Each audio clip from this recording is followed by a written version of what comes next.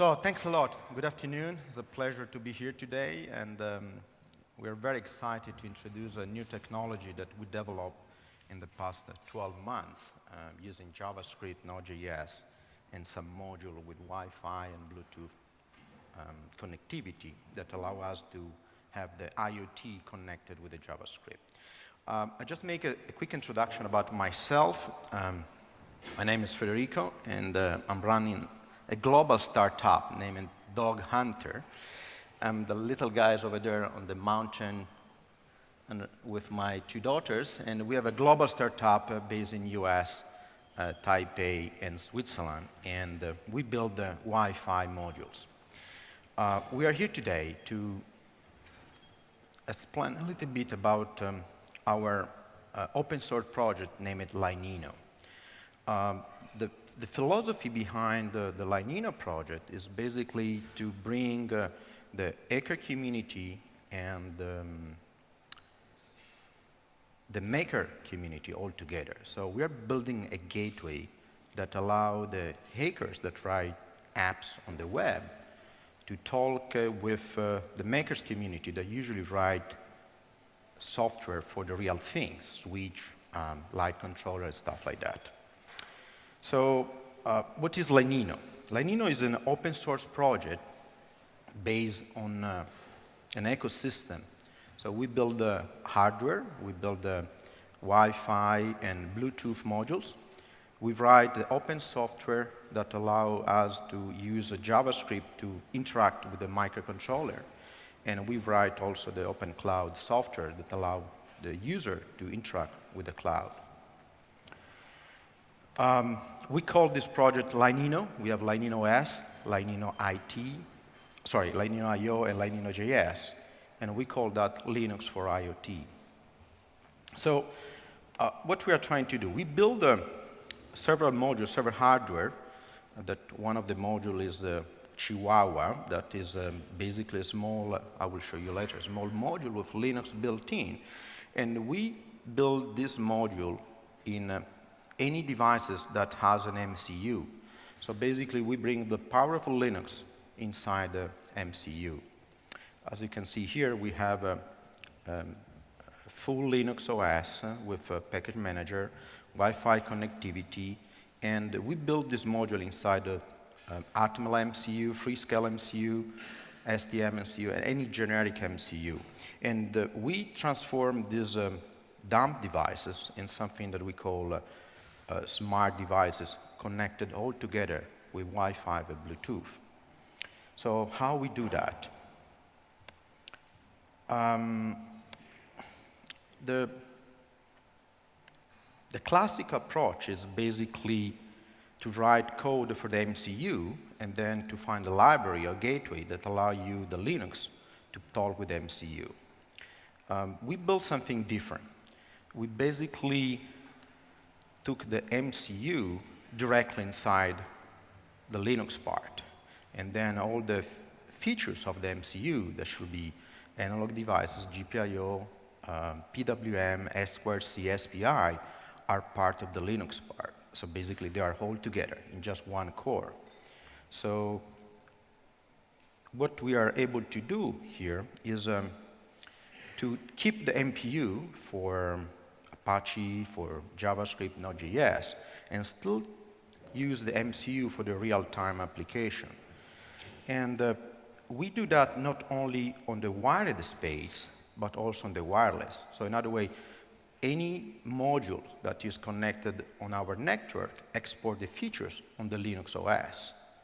And we are able to see all these features just on the file system. So basically, we can control devices. That's a very simple example that I have here, using a potentiometer or switch on, switch off. And basically what happened, when I use these devices, everything is on file system, so I can see the results of my devices directly on the file system. The sample that I have here, I can change the PWM value, just changing a value on the file system. As you can see, the sys class, MCU, PWM, and then I change the value. I can do the same with ADC, and I can do the same with the GPIO. In the classical application, what you have to do is you have to write your application on the MCU, you need to write your application on the Linux, and then you need to use some API, some bridge to talk together. With this solution, you don't have to do that, but just to use the file system. So whatever happened on the MCU will be exported on this file system here. So we build a bunch of hardware modules that have already this technology. One very famous is the LininoIO. That is probably, I don't know which one know this product. We built this module last September, and as you can see, we build basically an MCU from Atmel, and we build the Linux part, and we bring all together. We have other modules like something we call LininoIO, that is basically the same stuff that we did with ArduinoIO, but just in different form factor. It's breadable, so something that you can stick on the breadboard. We build also some module, LJ module, we call Chihuahua. That is for mass production. It's basically the same thing that you can use with ArduinoIO or LininoIO, but it's a small, little, teeny module that you can bring on your project. And then we have some other modules that are available today, 2.4 and 5 gigahertz. We have a free scale MCU, because the very important part that we build this technology as a cross-platform technology. So we can use basically an Atmel MCU and a free scale MCU and the new MCU that we're working right now. And of course, we also build some shield, so with the sensor that allow you to control stuff. So let me talk a little bit about the software modules and talk a little bit about the OpenStack, and then show you some sample that we did and we are able to show you in the backstage.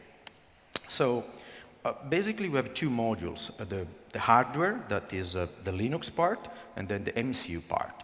In this sample here we have an MCU, a MIPS MCU, where we have our Linux up and running, and then we have the LininoIO, that is another small operating system that is up and running on the MCU. And we are able to export all the features directly on the file system of the Linux machine. Doesn't matter if this Linux machine is on my desk or is somewhere else, like Boston, Chicago. I'm able to control everything as a native application on my desk. So this is the Linino operating system. We are using right now OpenWRT. And we build on top of that a LininoIO using the Linux kernel modules. And on top of that, we have the Node.js for the embedded development, or we can use just the shell scripting, Java, Lua, Python. And of course, on top of everything, we have the application wrote in JavaScript for mobile application or cloud applications. To keep everything simple, we also build a small IDE that runs directly on the module. So you don't need any external application, any external tools. You can use our IDE, that is a small IDE that is built directly inside the module. And as you can see, you can definitely use Node.js to write your JavaScript application as a server level. That is the screenshot of our IDE. And we have the contextual menu, the file manager, the console, the code editor. Everything is open source. Everything is available directly inside the module. We made a couple of slides now that we are trying to show you a real scenario. So the first is a MoodQ. Basically, is a Node.js software that we build inside the module. We have several modules. I bring one of here. And then we made another demo using a mobile control, so basically iPhone. And everything has been done using JavaScript. So let's show the first one. The first one uses one of our modules. Everything is, of course, open source, open hardware, so we build our module, but someone else can make it. And we put some little switch that allow us to control a motor. The code that you need to write on the Node.js side is the one that you see here. So basically, we import our library for Node.js. We connect to an analog port 0, a potentiometer, and then we basically use a callback to set the digital 9 to the server's mode. And basically what happened when we turn the switch on and off, we are able to move the arrow that shows us our mood. I'm using a small demo here. I'm using LininoIO. I write my code directly on my computer. When everything is done, I start run, and I transfer the control over my little CPU. As you can see, there is an initialization procedure, and then I move the arrow directly with the switch. And everything is done directly on the board, so I don't need to use any library, any bridge. Everything is done directly inside the JavaScript environment, as I showed you before. We build another application, a little more complex, that I will be happy to show you in the backstage if you want, that basically control an LED. But the very easy one is something that we call the hello world for the MCU. So in that case, we made a small application on HTML5 using our library. Again, it's an open source library that you can use on the mobile control. So in JavaScript and jQuery. And what we build inside the small device, inside the Node.js, is this 5 lines of code. As you can see, we import the Linino board object, the HTML board, and then we enable the GPIO with the very, very easy command, as you can see here. We are using tools. In this case, we're using Intel XDK tool to be able to control over the phone my device. And the code that I have to write on these tools is basically what you can see here. So some initialization code, and then event when I press the button on my mobile.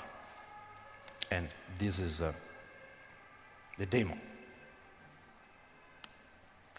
Again, I'm using IDE, my LininoIO inside the board.